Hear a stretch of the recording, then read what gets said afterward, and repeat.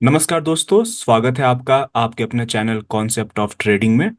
Session 10 है ये, और सेशन 10 की बातचीत सेशन 9 से कंटिन्यू होगी। बीच में कोई ब्रेक नहीं है। वीडियो लंबा हो जाता है, इसलिए मैंने 30-30 मिनट्स के दो सेशन बना दिए। सेशन 9 और 10 दोनों एक साथ आप देखिएगा। तो जो लोग भी ट्रेडिंग की शुरुआत करते हैं, तो बिगिनिंग में ट्रेडिंग करियर के शुरुआत में उनको बहुत ही सेलेक्टिव होना चाहिए और उनको स्विंग ट्रेड की तरफ जाना चाहिए। उनको ध्यान देना चाहिए कि वो स्कैल्पिंग की तरफ ना जाए, वो स्विंग ट्रेड ढूंढे। दिन में एक से तीन, एक दो तीन मैक्सिमम चार स्विंग ट्रेड अगर उनको मिल जाते हैं तो ठीक ठाक प्रॉफिट हो जाएगा। स्कैल्पिंग करेंगे तो प्रॉफिट होने की संभावना कम रहेगी शुरू में।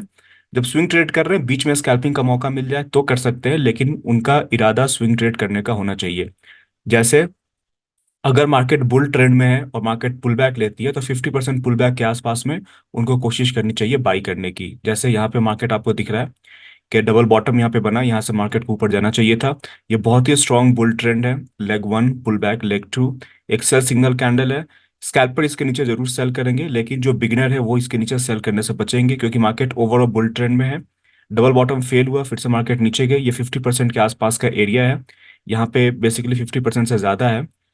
लेकिन यहाँ पे वो बाई करने की कोशिश करेंगे, क्योंकि मार्केट बुल ट्रेंड में है, इसके ऊपर में वो बाई करेंगे।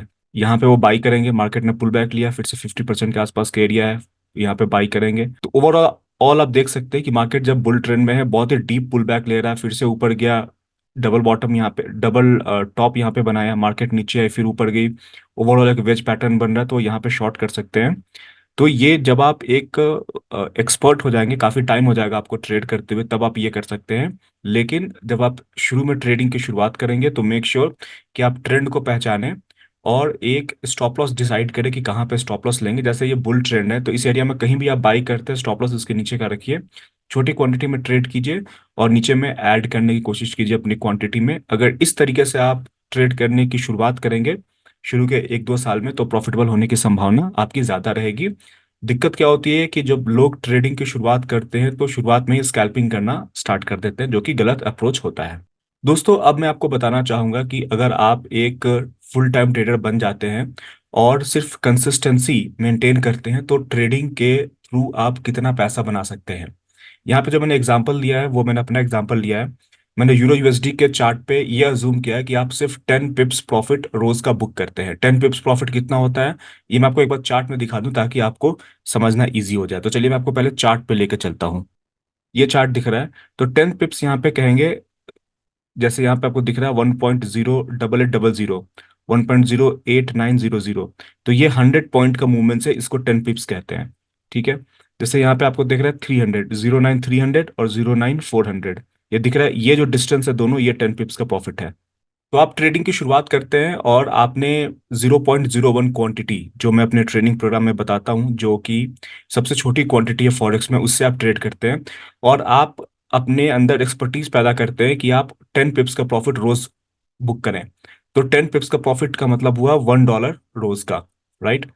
अब आप क्या हुआ कि अगर आपने एक बार महारत हासिल कर ली कि 10 पिप्स आप रोज कैसे भी बुक कर लेते हैं, तो आप अपना पोजीशन साइज जो है वो बढ़ाएंगे। 0.01 से बढ़ा के 0.02 करेंगे, फिर 0.03 करेंगे, फिर 5 करेंगे, फिर 0.09 करेंगे, फिर 0.1 पे जब जाएंगे, तो वही 10 पिप्स का प्रॉफिट जब आप 0.1 से करेंगे, तो 10 पिप्स का प्रॉफिट आपको $10 रोज देगा, जो कि इंडियन करेंसी में करीब करीब 800 से 830, $840 के आसपास में होता है। तो देखिए, आपको शुरुआत हमेशा छोटी करनी पड़ेगी। मैं कहता हूँ आपके पास कितना भी बड़ा पैसा क्यों ना हो, अगर आपको ट्रेडर बनना है तो शुरुआत सबसे छोटे क्वांटिटी से करना होगा। सबसे छोटा क्वांटिटी 0.01 है। आप 10 पिप्स प्रॉफिट के लिए जाते हैं, तो $1 बनेगा आपका। जब आप कंसिस्टेंटली प्रॉफिटेबल हो गए, तो अपनी क्वांटिटी को सिर्फ बढ़ा देंगे, आप 0.01 से बढ़ा के 0.1 कर देंगे, तो वही प्रॉफिट अब $10 का हो जाएगा रोज का। ठीक है। अब क्या हुआ कि अब प्रॉफिटेबल आप 0.1 के क्वांटिटी में हो गए, तो अब अपनी क्वांटिटी को आप 0.5 कर दीजिए, 5 गुना आपकी क्वांटिटी हो जाएगी। तो यही प्रॉफिट अब आपका जो है बढ़ के हो जाएगा $50 पर डे का। और ऐसे ही बढ़ता जाएगा, और एंड में जब आप 10 यूनिट्स करने लगेंगे ट्रेड, फिर 0.1 से 0.2 होगा, 0.3 होगा, 0.5 होगा, ऐसे ऐसे करके क्वांटिटी आपकी बढ़ती जाएगी। तो जब आप 10 यूनिट्स ट्रेड करने लगेंगे यूरो यूएसडी का, और चूंकि आपके अंदर एक्सपर्टीज तब तक आ चुका होगा, काफी दिन हो चुके होंगे आपको ट्रेड करते हुए, तो आपका रोज का $1000 बनने लगेगा। और $1000 का मतलब होता है $80,000 पर डे का। तो दोस्तों बात यह है कि ट्रेडिंग जो है ये एक डिफिकल्ट काम है और एक डिसिप्लिन का काम है। इसको ट्रेडिंग में आप एक्सपर्ट तभी बन सकते हैं जब आप डिसिप्लिन को फॉलो करें। तो आप देख सकते हैं कि आपको शुरुआत यहाँ से करनी है और फिर आपको यहाँ तक आना है, 0.01 से 10 तक आपको आना है, तब जाकर बड़ा पैसा आपका बनेगा। दोस्तों मैं आपको इनवाइट करूंगा मेरा live mentorship training programme join करने के लिए। इस प्रोग्राम में होता क्या है, इस प्रोग्राम में जो पूरी ट्रेनिंग है, जो यूट्यूब पे मैंने अभी तक 10 वीडियोस अपलोड किए हैं, ऐसे ऐसे मैं सारी ट्रेनिंग लाइव देता हूँ। मैं खुद आकर उसमें लाइव बोलूंगा और बीच में आपका कोई सवाल हो तो आप मेरे से पूछ सकते हैं। इससे क्या होता है कि अंडरस्टैंडिंग प्राइस एक्शन की क्लियर हो जाती है। स्टार्ट हो रहा है संडे 28 जनवरी से, और अगर आप लाइव ट्रेनिंग प्रोग्राम ज्वाइन करते हैं तो आप मेरे साथ बैंक निफ्टी और फॉरेक्स में मेरे साथ लाइव ट्रेड भी करेंगे। आप मेरा स्क्रीन देख सकेंगे कि मैं क्या ट्रेड ले रहा हूं, और आप चाहें तो सेम ट्रेड डुप्लीकेट कर सकते हैं। और एक फुल टाइम ट्रेडर बनने के लिए जो भी सपोर्ट चाहिए होता है शुरू से लेकर लास्ट तक, वो सपोर्ट आपको प्रोवाइड किया जाएगा। ज़्यादा जानकारी के लिए व्हाट्सएप नंबर 8700222661 पे व्हाट्सएप करके आप पूरी जानकारी ले सकते हैं, सिलेबस और ट्रेनिंग प्रोग्राम की पूरी इन्फॉर्मेशन। इस पे कॉल नहीं कीजिएगा, कॉल अभी नॉट रीचेबल बताएगा, व्हाट्सएप कीजिए, मैं आपको कॉल बैक कर लूंगा। दोस्तों पैसा बनाने के लिए हमें जो इंस्टीट्यूशंस हैं उनके फुटप्रिंट्स को जानना होगा, और जब हम उनके फुटप्रिंट्स को जानेंगे तब हम प्राइस एक्शन की स्टडी को समझ पाएंगे, क्योंकि प्राइस एक्शन बनता ही है इंस्टीट्यूशंस के बाई और सेल करने से। और एक रिटेल ट्रेडर को अपने ट्रेड को स्ट्रक्चर करना होता है इंस्टीट्यूशंस के साथ, कि इंस्टीट्यूशंस क्या कर रहे हैं। जैसे एग्जांपल लीजिए, मार्केट यहाँ पे ओवरऑल बेयर ट्रेंड में दिख रही है। बेयर ट्रेंड इसको नहीं कहेंगे, इसको कहेंगे ब्रॉड बेयर चैनल। आगे जब हम ब्रॉड बेयर चैनल को पढ़ेंगे तब एग्जैक्टली मैं इसका नाम को कंफर्म करूंगा आपको। फिलहाल ये जान ली कि ये ब्रॉड बेयर चैनल में है। तो जो भी बुल्स, जो इंस्टीट्यूशनल बुल है, जो यहाँ पर बाई करेंगे और उन्होंने इस बेयर कैंडल पे अपने ट्रेड को होल्ड किया, इस बुल कैंडल पे भी अपने ट्रेड को होल्ड किया, जब ये मार्केट लगातार नीचे की तरफ में आनी स्टार्ट होगी तो ये डिसअपॉइंटेड बुल्स होंगे, और उनको पता है कि, तो जो बेयर्स है उनको ये पता होगा कि मार्केट अगर फिर से इस लेवल पे आती है तो बुल्स सेल करेंगे, और बेयर्स तो हमेशा जो है वो सेल करते ही हैं। तो बुल्स भी सेल करेंगे, बेयर्स भी सेल करेंगे, तो ओवरऑल अच्छी सेलिंग प्रेशर आएगी। और मार्केट ओवरऑल ऑल अगर यहाँ पे ऊपर की तरफ में जा भी रही है तो 10 पिप्स का स्कैल्प बेयर करके प्रॉफिट यहाँ पे जरूर बना सकते हैं। तो बेयर्स यहाँ पे शॉर्ट करेंगे, क्योंकि बुल्स जो है इस बेयर कैंडल के लो पे एग्जिट करेंगे, और बेयर्स, बुल एग्जिट करेंगे तो सेल करेंगे, और बेयर्स यहाँ पे सेल करेंगे ही करेंगे। तो ओवरऑल जो बेयर्स है यहाँ पे आराम से 10 पिप्स का प्रॉफिट बुक कर लेंगे इस पोजीशन पे। तो दोस्तों इस तरीके से आप देख रहे हैं कि सिर्फ एक छोटे से एग्जांपल में मैंने आपको बताया कि अगर आप एक प्राइस एक्शन ट्रेडर हैं तो आपको इंडिकेटर की जरूरत नहीं है, आपको सिर्फ मार्केट में क्या हो रहा है ये जानना है। दोस्तों अब हम बात करेंगे इमोशंस के बारे में। तो दोस्तों जब मैं कहता हूं कि जो इंस्टीट्यूशंस होते हैं, जो बड़े ट्रेडर्स होते हैं, वो इमोशनल डिसीजन नहीं लेते हैं, तो ये बात हो सकता है पूरी तरह से सही नहीं हो, लेकिन 99% जरूर सही है। क्योंकि आपको पता है कि जो ट्रेडिंग होती है वो कंप्यूटर्स के थ्रू होती है, वो एल्गोरिदम के थ्रू होती है, और एल्गोरिदम बनता है मैथ के थ्रू। तो जो भी ट्रेडिंग हो रही है, आप देखते होंगे कभी कभी मार्केट ऊपर जा रही है तो बस जाया जा रही है बिना किसी रीजन के, या गिर रही है तो गिरे जा रही है बिना किसी रीजन के। वो ऐसा इसलिए होता है क्योंकि एक बार बुल एल्गोरिदम रन होना स्टार्ट होता है तो मार्केट लगातार ऊपर की तरफ में जाती है। एक बार बेयर एल्गोरिदम रन होना स्टार्ट होता है तो मार्केट लगातार नीचे की तरफ में जाती है। इमोशन की कोई जगह नहीं होती है। लेकिन जब से एआई आया है, आर्टिफिशियल इंटेलिजेंस, तब से हो सकता है इमोशन की थोड़ी बहुत इंपॉर्टेंस बढ़ गई हो। उसकी वजह यह है कि एआई जो है वो इंटरनेट पर जो भी ट्रेंड हो रहा होता है उस वक्त हो सकता है उसको कैच करता हो, कि ट्विटर पे हो सकता है फियर और ग्रीड जो जो वर्ड्स हैं, उससे मिलते जुलते जो वर्ड्स हैं उसको ट्रैक करके अपने डिसीजंस एल्गोरिदम लेता हो। ऐसा होता है कि कई बार जब न्यूज़ आने वाली होती है तो जो न्यूज़ अनाउंस करता है प्रेस कॉन्फ्रेंस में, उसके बॉडी लैंग्वेज को, उसके आई के मूवमेंट को भी देखकर जो ट्रेडिंग सॉफ्टवेयर होते हैं वो डिसीजंस लेते हैं। जैसे एग्जांपल मैं लूँ आपको, कि फॉरेक्स मार्केट में 7 PM पे बहुत सारे बहुत सारे न्यूज़ रिलीज होती है प्रेस कॉन्फ्रेंस में। तो जो कैमरा होता है वो एआई इनेबल्ड होता है, और वो बता देता है कि जो न्यूज़ अनाउंस करने वाला है वो क्या बुलिश न्यूज़ देने वाला है या बेरिश न्यूज़ देने वाला है, क्योंकि उनके पास में डेटा होता है और दुनिया बहुत आगे बढ़ चुकी है। तो इमोशन का यहाँ पे थोड़ा सा यूज़ ज़रूर हो रहा है, लेकिन एज ए रिटेल ट्रेडर हमें उससे कोई फर्क नहीं पड़ता है, क्योंकि जो भी उस इमोशन की वजह से जो मूवमेंट आएगी, जो फास्ट मूवमेंट आएगी, उसके लिए तो हम ट्रेड करते ही नहीं है। क्योंकि अगर आप सेकंड्स में ट्रेड करेंगे एज ए रिटेल ट्रेडर, कि सेकंड के मूवमेंट को कैप्चर कर ले, तो वो कभी नहीं होने वाला है। वो एल्गोरिदम वाले ही जो एल्गो ट्रेडिंग कर रहे हैं बड़े बड़े इंस्टीट्यूट वही सिर्फ कैच कर पाएंगे। तो हमारा काम क्या है कि हम अपने 5 मिनट के टाइम फ्रेम में जो प्राइस एक्शन बन रहा है उसको सिर्फ फॉलो करें। मैंने ये बात इस स्लाइड में ये बात जरूर इसलिए बता रहा हूँ ताकि आप ये समझ सके कि इमोशन का यूज किस लेवल पे हो रहा है और एआई के थ्रू कैसे मार्केट थोड़ी सी चेंज हो रही है। लेकिन ये मार्केट के ओवरऑल मूवमेंट की बात कर रहा हूँ मैं, as a price action trader, as a retail trader, इससे हमें कोई ज्यादा फर्क पड़ता नहीं है। तो दोस्तों, जैसे इंस्टीट्यूशन इमोशन पर डिसीजन नहीं लेते हैं, वैसे आपको भी इमोशन पे कैरी फॉरवर्ड होकर डिसीजन नहीं लेना है। जैसे अगर आप फियरफुल है, आपको डर लग रहा है, आपको लग रहा है कि आप जरूरत से ज्यादा टेक प्रॉफिट के लिए जा रहे हैं, आप ग्रीडी हैं, आप लालची फील कर रहे हैं, अगर आप किसी ट्रेड में फंसे हुए हैं और होपफुल फील कर रहे हैं कि शायद मार्केट मेरे डायरेक्शन में आ जाएगी और मैं ब्रेक इवन पे एग्जिट कर जाऊंगा, या कई बार हम केयर फ्री होते हैं, यानी कि हमें लगता है कि अरे छोड़ो यार, जो होना होगा हो जाएगा, बाद में देख लेंगे, इस टाइप का हो। कई बार हम बहुत परेशान हो जाते हैं अपने पोजीशन को लेके, क्योंकि पोजीशन साइज जो है वो बहुत बड़ी हो जाती है। कभी कभी हम बहुत थके होते हैं, हमारी नींद पूरी नहीं होती है तब, या जब हम बहुत ही ज्यादा ओवर कॉन्फिडेंट फील करते हैं। इस टाइप के इमोशन अगर आपके ऊपर में हावी हो किसी भी दिन ट्रेडिंग के शुरू होने के पहले, तो सबसे पहले मैं आपको सजेशन दूंगा कि आप ट्रेड नहीं कीजिए, क्योंकि ऐसी सिचुएशन में जब आप इमोशनली हाई हो, चाहे वो किसी भी तरह का इमोशन हो, तो आपका लॉस होगा, इसकी संभावना बहुत ज्यादा है। इसलिए कभी भी आप इमोशनल हो तो आप ट्रेड ना करें। तो दोस्तों, हमारा जो इमोशन है वो कुछ इस तरीके से फ्लक्चुएट करता है, और कोई भी ट्रेडर हो उसका इमोशन इसी तरीके से फ्लक्चुएट करता है। हर ह्यूमन बीइंग का, हर इंसान का जो इमोशन है वो इस तरह से होता है। जब आप ट्रेड कर रहे होते हैं तब भी आपका इमोशन इस तरीके से फ्लक्चुएट करता है। तो जब आप ट्रेड कर रहे हो और आप इस तरह से आपके इमोशन चेंज हो रहे हो, तो आप ये मत सोचिए कि शायद आप गलत डायरेक्शन में जा रहे हैं, क्योंकि अगर आप ट्रेड कर रहे हैं तो ये सब चीज़ें आपके साथ होंगी। टाइम के साथ में जैसे जैसे आप प्रोफेशनल ट्रेडर बनते जाएंगे, वैसे वैसे आप इन इमोशन पे कंट्रोल करना सीखते जाएंगे, या कम से कम रिड्यूस करना, कम करना सीखते जाएंगे। तो इमोशन पे कंट्रोल करना एक बहुत ही इंपॉर्टेंट पॉइंट है, एक बहुत ही इंपॉर्टेंट क्वालिटी है जो आपको सीखना पड़ेगा। अगर आप अपने फीलिंग पे कंट्रोल नहीं रखेंगे तो आप ऑब्जेक्टिव डिसीजन नहीं ले पाएंगे। जैसे अगर आपने एनालिसिस, प्री मार्केट एनालिसिस किया कि मार्केट को नीचे जाना चाहिए, लेकिन मार्केट अगर ऊपर चली गई, तो आप अगर इमोशनल होकर डिसीजन लेंगे तो आप अपने डिसीजन पे स्ट्रिक्ट रहेंगे कि मार्केट को नीचे ही जाना चाहिए, और आपका लॉस होगा।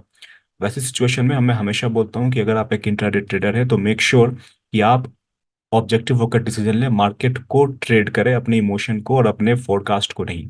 आपने सोचा है कि मार्केट को नीचे जाना चाहिए था लेकिन नीचे नहीं जा रही है, तब आपको मार्केट के हिसाब से ट्रेड करना है, अपने फोरकास्ट या अपने एनालिसिस के हिसाब से नहीं। मार्केट ऊपर जा रही है, आपने सोचा था कि नीचे जाएगी, तो आपको अब नीचे के ट्रेड्स छोड़कर ऊपर के ट्रेड्स लेने चाहिए, यानी कि ऊपर जाने के ट्रेड्स। और जब आप फंसते हैं किसी ट्रेड में, आपको लगता है कि मार्केट मेरे हिसाब से नहीं चल रही है, तो उसका सबसे आसान तरीका है मार्केट को टैकल करने का, कि आपको I do not care size में ट्रेड करना चाहिए।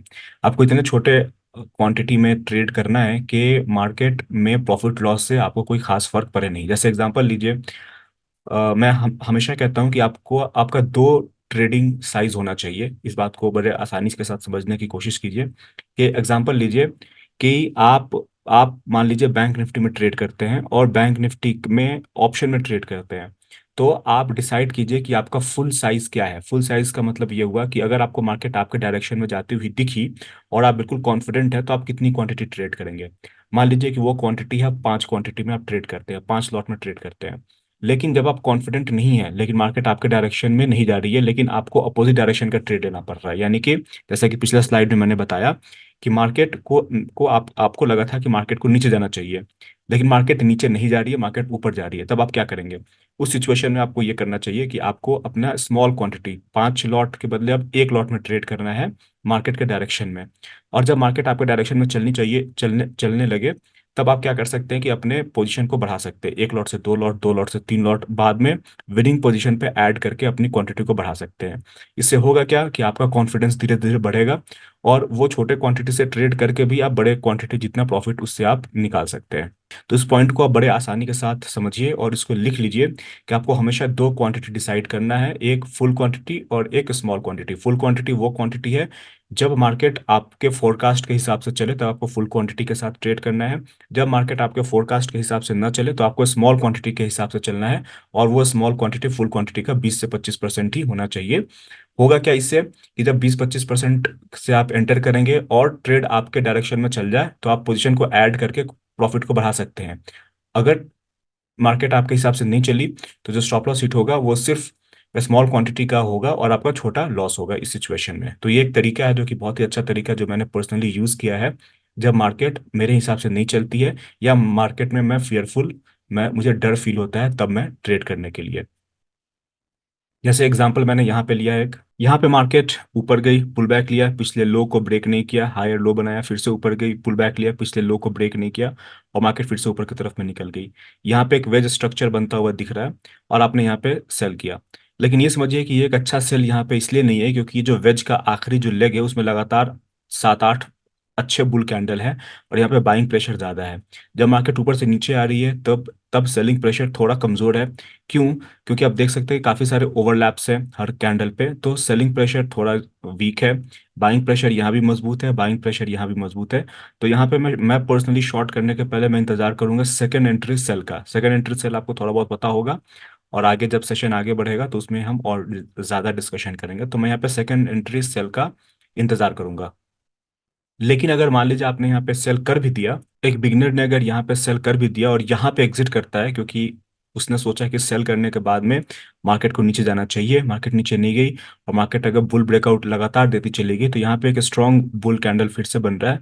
अगर वो यहाँ पे भी एग्जिट करता है और उसने यहाँ पे स्मॉल क्वांटिटी सेल की है, आई डोंट केयर साइज में ट्रेड किया है, तब भी उसका लॉस इतना बड़ा नहीं होगा कि वो अगला ट्रेड ना ले पाए या उसका कॉन्फिडेंस पूरी तरह से डाउन हो जाए। आप फुल क्वांटिटी से जाएंगे यहाँ पर शॉर्ट करेंगे, और अगर आप प्रोफेशनल ट्रेडर नहीं है, प्रोफेशनल ट्रेडर सबसे पहले तो इस दो बुल कैंडल के ऊपर में ही निकल जाएगा। लेकिन एक बिगनर होपफुल हो जाएगा और उसको लगेगा कि मार्केट को नहीं, दो बुल कैंडल के बाद अब नीचे चली जाएगी, और वो अपनी पोजीशन को होल्ड करता है, और होल्ड करने के बाद यहाँ पे एग्जिट करता है और फुल क्वांटिटी से ट्रेड करता है, तो उसका बड़ा लॉस हो जाएगा। लेकिन अगर आई डोंट केयर साइज वाली पोजीशन यानी कि छोटी पोजीशन में ट्रेड करता है, यहाँ पे एग्जिट करता है, फिर भी ओके है, उसको एक लर्निंग कम से कम मिल जाएगी। तो ट्रेड जरूर उसका लॉस में निकलेगा, लेकिन उसको लर्निंग मिल जाएगी कि चलो ऐसे वेज पैटर्न जब बनता है और वेज का लास्ट लेग में काफी सारे बुल कैंडल हो, तो मुझे शॉर्ट नहीं करना है। वेज के बाद शॉर्ट करना भी है तो सेकंड एंट्री सेल में करना है, फर्स्ट एंट्री सेल में नहीं करना है, और ये फर्स्ट एंट्री सेल थी। तो आई होप आप मार्केट के स्ट्रक्चर को समझ पा रहे होंगे, मार्केट में कैसे अपने खुद को हैंडल करना है, ये सारी चीजें आप समझ पा रहे होंगे। और मुझे लगता है कि ये सारी चीजें मार्केट में बाई और सेल करने से ज्यादा इंपॉर्टेंट है कि आप मार्केट को कैसे टैकल करेंगे, ये आप जानते हो अच्छे तरीके से। दोस्तों, ये फियर और ग्रीड जो है ये एक थियोरेटिकल कॉन्सेप्ट है प्रोफेशनल ट्रेडर्स के लिए। क्योंकि जो प्रोफेशनल ट्रेडर होते हैं वो प्रॉफिट से बहुत ज़्यादा खुश नहीं होते हैं, या फिर लॉस उनका होता है तो बहुत ज़्यादा वो दुखी नहीं होते हैं, क्योंकि उनका लॉस कभी भी बहुत बड़ा नहीं हो सकता है, क्योंकि उनकी पोजीशन साइज फिक्स होती है, स्टॉप लॉस फिक्स होता है। हाँ, प्रॉफिट ज़रूर बड़ा हो सकता है क्योंकि वो स्टॉप लॉस को ट्रेल करते जाएंगे, और जब स्टॉप लॉस को ट्रेल करेंगे तो एंड में जब मार्केट बहुत स्ट्रॉन्ग ट्रेंड में रहेंगी रहेगी उनके डायरेक्शन में, तो बड़ा प्रॉफिट हो जाएगा। ये फियर और ग्रीड का चक्कर, लोगों को क्या लगता है कि ट्रेडिंग बहुत ही ज़्यादा एक्साइटेड गेम होता है, और वो स्पेशली बॉलीवुड मूवीज में, हॉलीवुड मूवीज में देखते हैं कि ट्रेडर्स बहुत ज़्यादा अपनी अपने सीट पे उछलते रहते हैं, कूदते रहते हैं, और बहुत ज़्यादा एक्साइटेड होकर ट्रेड करते हैं। ये मूवीज में देखने में अच्छी लगती है। इन रियल वर्ल्ड जो ट्रेडर्स होते हैं वो बहुत ही शांत होते हैं, बहुत ही काम होके, कंपोज होके, आराम आराम से ट्रेड करते हैं। वो उनका चेहरा देख के भी आप नहीं बता पाएंगे कि वो लॉस में है या प्रॉफिट में है। वो बहुत ही आसानी के साथ ट्रेड को हैंडल करते हैं। कृपया करके जो फिल्मों में चीजें दिखाई जाती हैं कि ट्रेडर्स उछल कूद कर रहे हैं, वैसा ट्रेडिंग कोई नहीं करता है। जो प्रोफेशनल ट्रेडर होते हैं वो शांत रहते हैं, कंपोज होकर आराम से ट्रेड करते हैं। जो बिगिनर्स होते हैं उनको हमेशा पैसा लूज करने का डर लगा रहता है, इसलिए वो हमेशा उन रिवर्सल ट्रेड्स के लिए जाते हैं, ट्रेंड के साथ नहीं जाते हैं।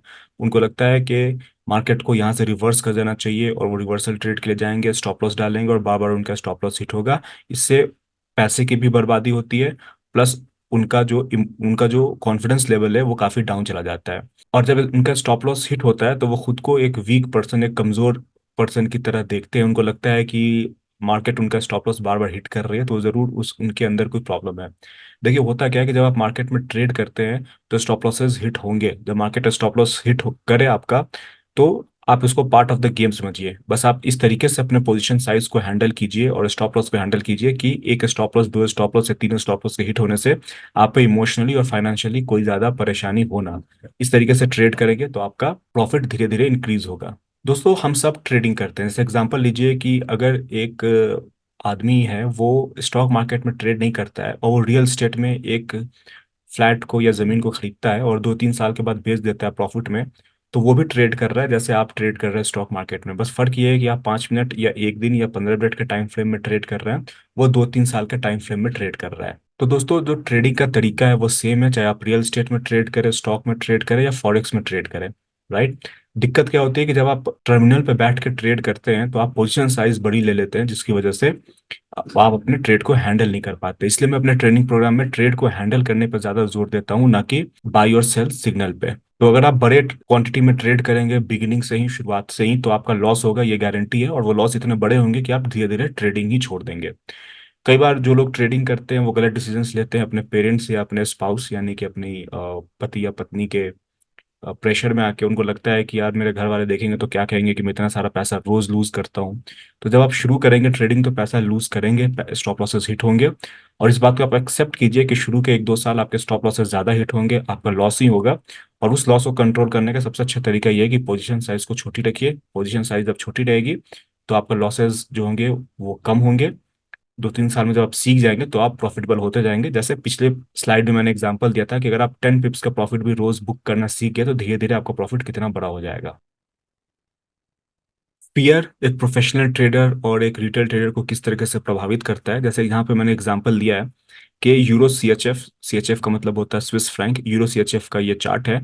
और ओवरनाइट एक ही रात में मार्केट 20% डाउन हुई। कोई फंडामेंटल न्यूज आई होगी जिसकी वजह से ये मार्केट 20% सीधा डाउन चली गई। प्रोफेशनल ट्रेडर इसको देखेगा, बोलेगा कि ये बहुत दिनों बाद ऐसा हुआ है। ऐसा होता नहीं है लेकिन ऐसा हुआ है, तो चलो नई ट्रेडिंग अपॉर्चुनिटी फाइंड करते हैं। लेकिन जो बिगनर होता है वो बिगनर कहेगा कि अरे ये ऐसा क्यों हुआ, ये मेरे साथ ही ऐसा क्यों हुआ। अगर वो बाई साइड में थे और उनका लॉस हो गया तो, और उनको लगेगा कि मार्केट उनका पैसा लेना चाहती है इसलिए मार्केट ने ऐसा किया। लेकिन ऐसा कुछ नहीं होता है। जो प्रोफेशनल ट्रेडर होते हैं वो इस चीज़ को एक्सेप्ट करते हैं, वो अगले ट्रेड के बारे में सोचते हैं। इस ट्रेड को 2 दिन के बाद वो भूल जाएंगे, क्योंकि उनको पता है कि अगर वो मार्केट में है तो इस तरह की चीज़ें कभी कभी होंगी। और इस चीज़ को हैंडल करने के लिए वो रेडी रहते हैं। जो स्किल ट्रेडर होते हैं वो बिल्कुल परेशान नहीं होते हैं, वो प्राइस एक्शन को समझते हैं और उनको पता होता है कि किसी भी चीज़ की प्रोबेबिलिटी 60-40 के बीच में ऑसिलेट करती है, उसी बीच में घूमते रहती है। अगर वो बहुत उन किसी ट्रेड में कॉन्फिडेंट भी रहते हैं तो उनको पता है कि 60% की संभावना उनके हिसाब से ट्रेड के जाने की है। 40% इस बात की उम्मीद हमेशा रहती है कि ट्रेड उनके अपोजिट डायरेक्शन में जाएगा। उनको पता होता है कि उनको अपने ट्रेड को कैसे मैनेज करना है, इसलिए वो ट्रेड मैनेजमेंट पे ज़्यादा फोकस करते हैं। जो स्किल ट्रेडर होते हैं वो ट्रेड को मैनेज करते हैं और कभी भी एक ट्रेड को लेते हैं तो ऐसी क्वांटिटी में लेते हैं कि अगर बाद में उनको स्केल इन करना पड़े, स्केल इन का मतलब है अपनी क्वांटिटी और ऐड करनी पड़े, फिर भी स्टॉप लॉस हिट हो, तो इतना बड़ा स्टॉप लॉस हिट ना हो कि वो जो स्टॉप लॉस की लिमिट हो एक ट्रेड पे मैक्सिमम लॉस की, वो उससे ज़्यादा एक्सीड ना हो। जो कॉन्फिडेंट ट्रेडर है उनको उनको ये पता होता है कि वो कुछ भी हैंडल कर सकते हैं, यहाँ तक कि 20% का क्रैश जो पिछले स्लाइड में आपने देखा था उसको भी वो हैंडल कर सकते हैं। क्योंकि जैसे जैसे नए कैंडल्स बनते जाते हैं वैसे वैसे नई इन्फॉर्मेशन ऐड होते जाती है। वो अपने दिमाग में कैलकुलेशन कर लेते हैं, पेपर पे कैलकुलेशन कर लेते हैं कि उनको अब क्या करना चाहिए। हो सके तो अपने पोजीशन से एग्जिट करके और नए ट्रेड का इंतजार कर सकें।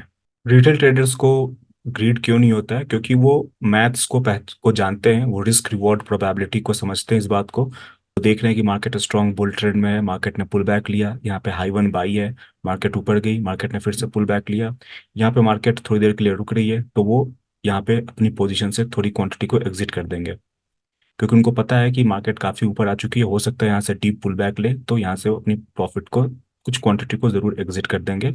और जब professional trader, big money institutions market में से प्रॉफिट बुकिंग करते हैं तब मार्केट में पुल बैक आती है। जैसे ये पुल बैक है प्रॉफिट बुकिंग की वजह से, बेयर्स का सेल करने की वजह से नहीं है।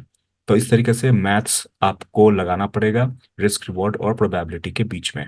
तो आपको करना क्या है कि आपको लॉजिक का यूज करना है, कभी भी इलॉजिकल ट्रेड्स नहीं लेने हैं, लॉजिक लगाना है रिस्क रिवॉर्ड और प्रोबेबिलिटी के बीच में। और आपको अपने मैनेजमेंट पे फोकस करना है, ट्रेड मैनेजमेंट सबसे इंपॉर्टेंट है।